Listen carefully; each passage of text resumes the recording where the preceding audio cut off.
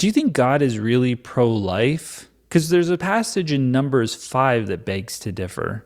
I just assume most Christians haven't read this. That must be the truth of it. Like, they don't know it's here. They're pro-life, but God can induce a miscarriage, which is just an abortion, guys. It's just God saying that, like, if a woman cheats, there is a good reason for an abortion, right? That there's a Christian reason for an abortion if a woman cheats.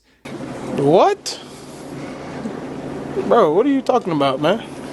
Abortion is wrong. That's my hot take for the day. It's bad to kill kids. There are some people who claim that the Bible actually justifies abortion, but those folks tend to be feminist, atheist, liberals.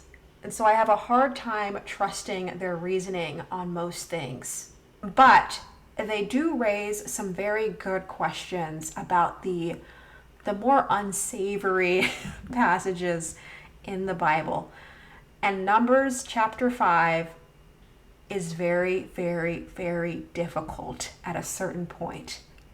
Before I was a Christian, I was pro-life, and I still am.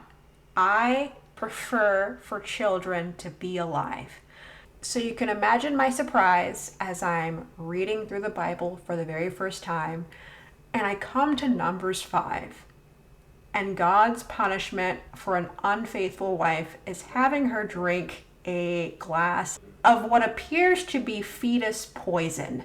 It wasn't actually poison, it was just water with a little bit of dirt in it.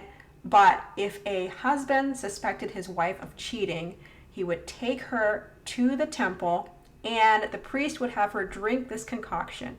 And if she was guilty, then supposedly she would miscarry right there on the spot. The problem with this is that the original author may not have intended to describe this event as a miscarriage.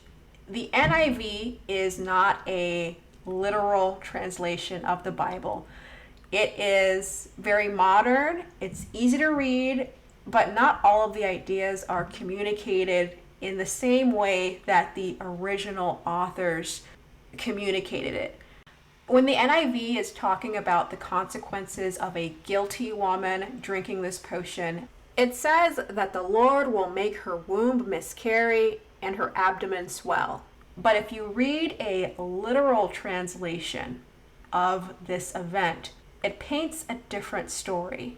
The goal of a literal translation is to stay as close to the original Hebrew phrasing and word usage as possible, but it's super hard to read, so bear with me here.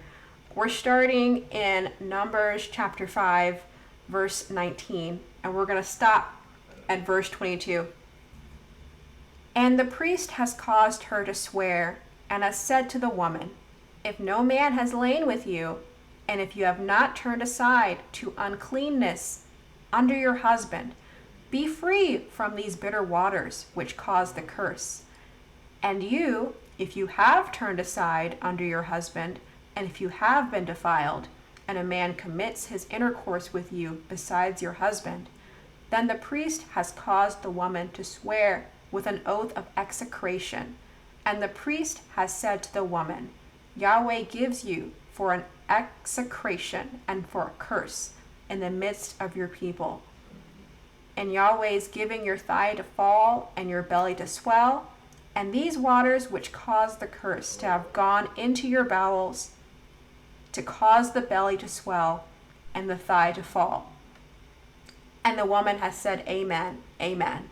And if you notice, the consequence for drinking the water as a guilty person is the belly to swell and the thigh to fall.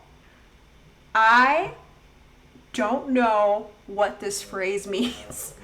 And apparently a lot of other people are undecided on this as well. If you look at the different Bible translations for this event, you're going to see that there are some translators that just use a literal translation. They just say the thigh will fall away, the belly will swell, and they just leave it at that. But there's other translations that come up with other ideas for what this phrase could mean.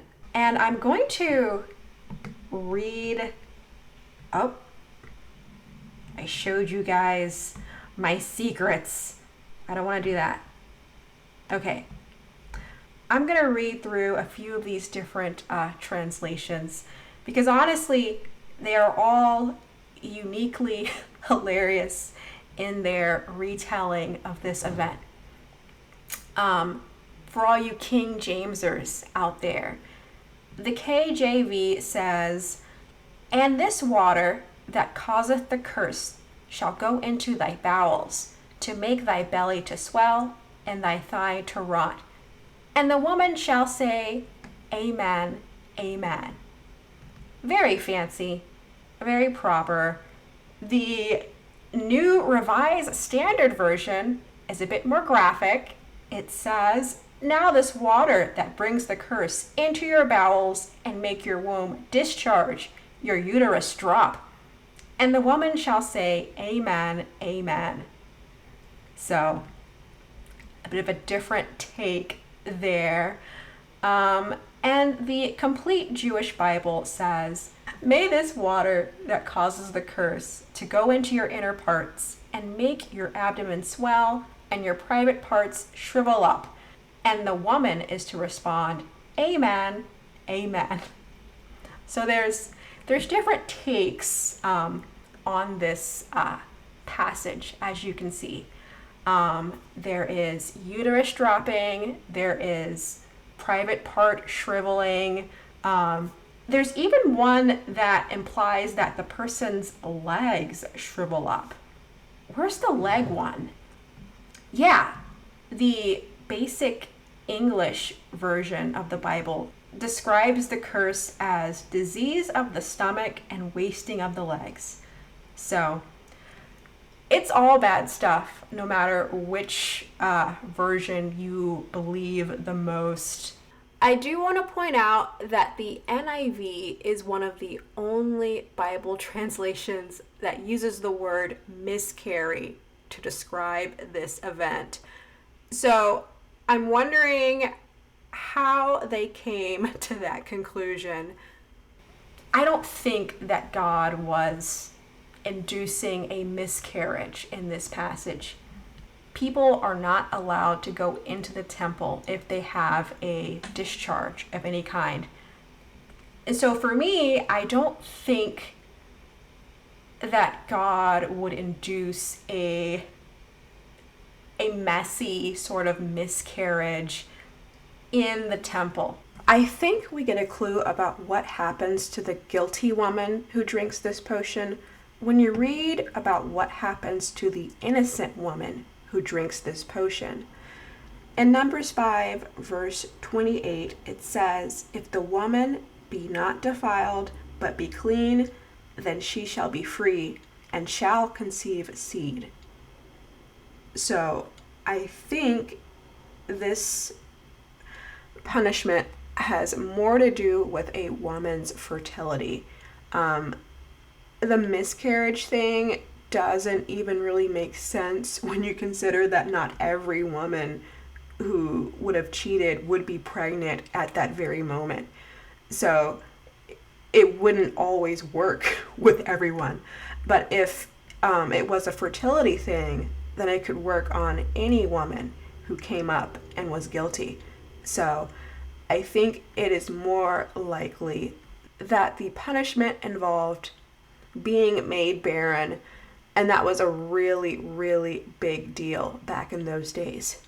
But even if this passage is describing a miscarriage, I don't think it justifies abortion in any way. If God takes a life, that's his right. Like, he made the whole world, and he's going to take all of us one day. He's going to take me. He's going to take you watching right now. He's going to take you. And that's his right as the creator. Whatever is happening to the person in this passage it is a consequence ordained by God for some very poor behavior. And I don't think that we should look to this passage for justification of abortion. I tend to think that God does not want us to murder children in most cases. I think that abortion can be acceptable in cases of self-defense. For example, if your fetus has a gun, maybe then it's okay. But for the most part, we shouldn't be endorsing the murder of children.